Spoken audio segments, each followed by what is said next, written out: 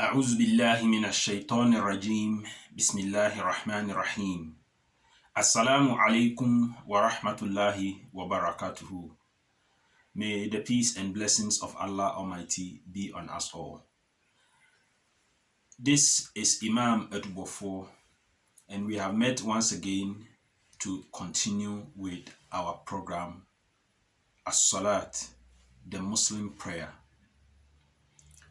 Today we are going straight to the introduction, and that is that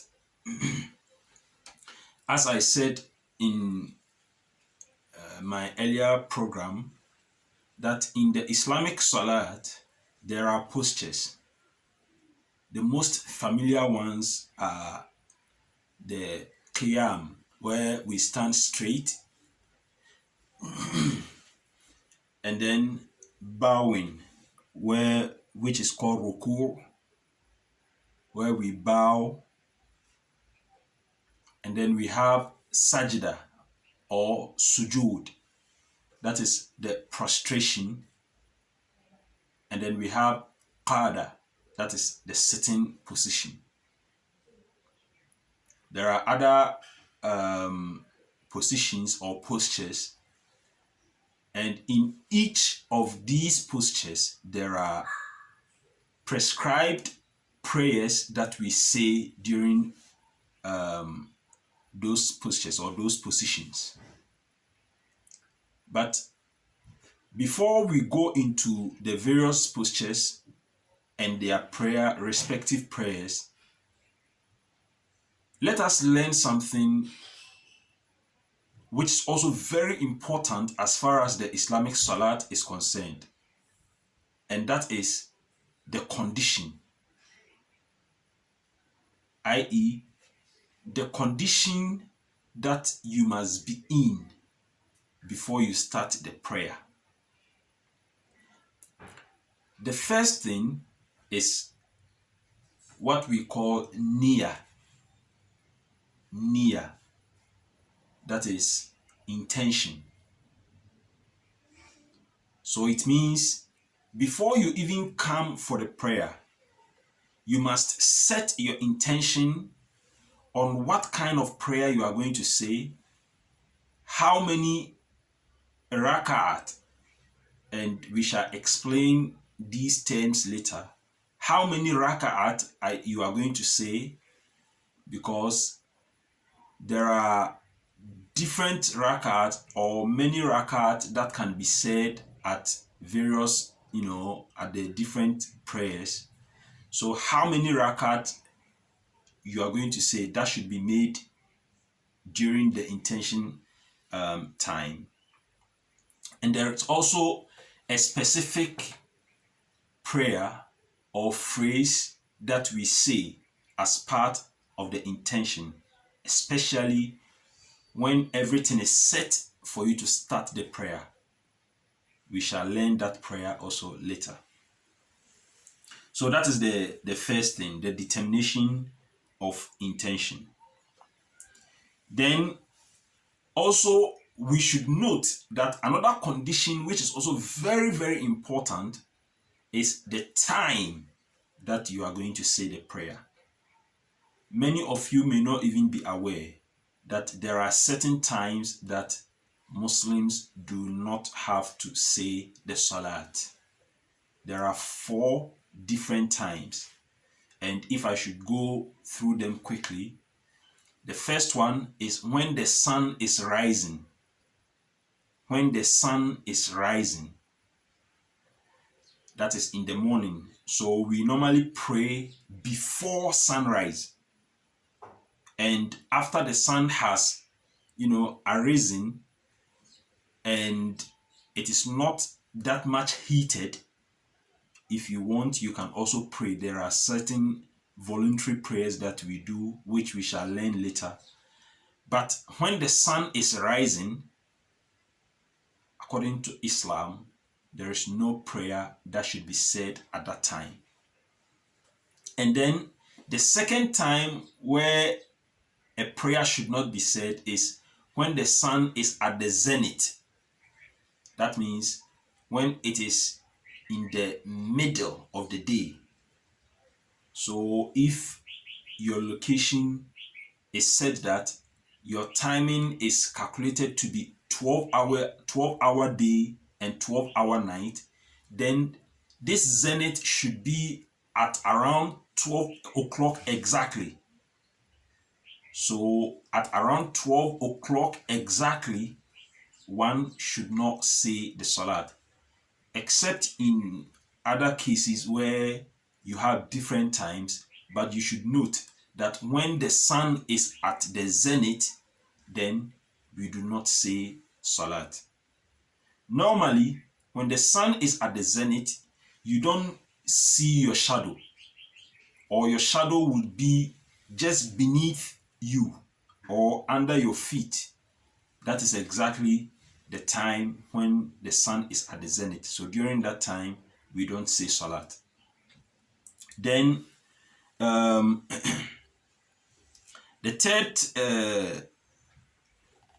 the third condition, which is also very important, is that the body and the place that you are going to pray should be clean and neat. The clothes that you are wearing, the mat that you are going to pray on, the surrounding, the place that you are going to pray should all be neat and clean before the start of the prayer. So for instance, if you have gotten up, you have waken from in the morning to go for Fajr prayer, then you should brush your teeth. You should also perform ablution, which we are going to learn later. You should, have a clean cloth and set out for the prayer. And the mat you are going to use should also be cleaned before you go for the prayer. This is very, very important. So at a time where you are an elderly person and you have had conjugal relation, then there is also a special bath that you have to say or perform before you go for the prayer. We shall learn this prayer bath and its prayer later on, inshallah. So, and then also where it is needed for you to take a bath, then you should, because it is part of the condition that you should be clean and neat, even though it is not so obligatory, but it is relevant that as you are going before your Almighty, before God Almighty, you should be clean and neat, as presentable as possible before you go to God Almighty. So that is part of the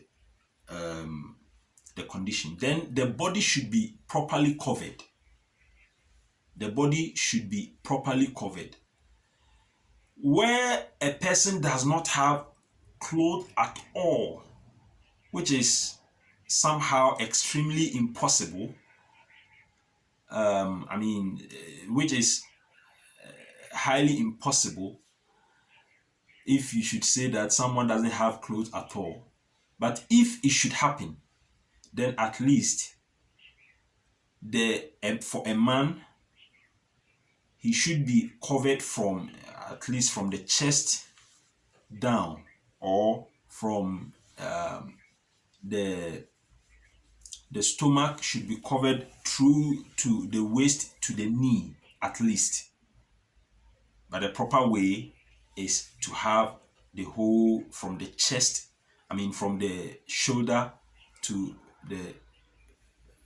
your leg should all be covered.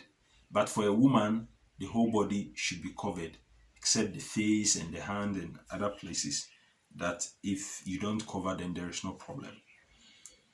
Then also, we have what we call Qibla, or direction. Before you start the prayer, you must have the Qibla to start the prayer. The Qibla is the direction. So when we are going into the practical aspect of it, we shall learn all these things. So what Muslims all over the world do is before they start the prayer, they face to the direction of the Kaaba.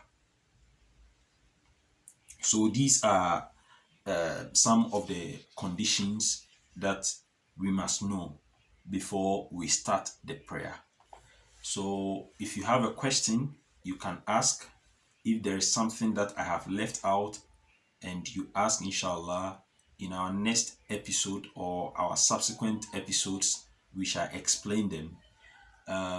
If you should like our videos, share our videos, and subscribe to our channel so that we can come live and give the teaching as and when they are necessary.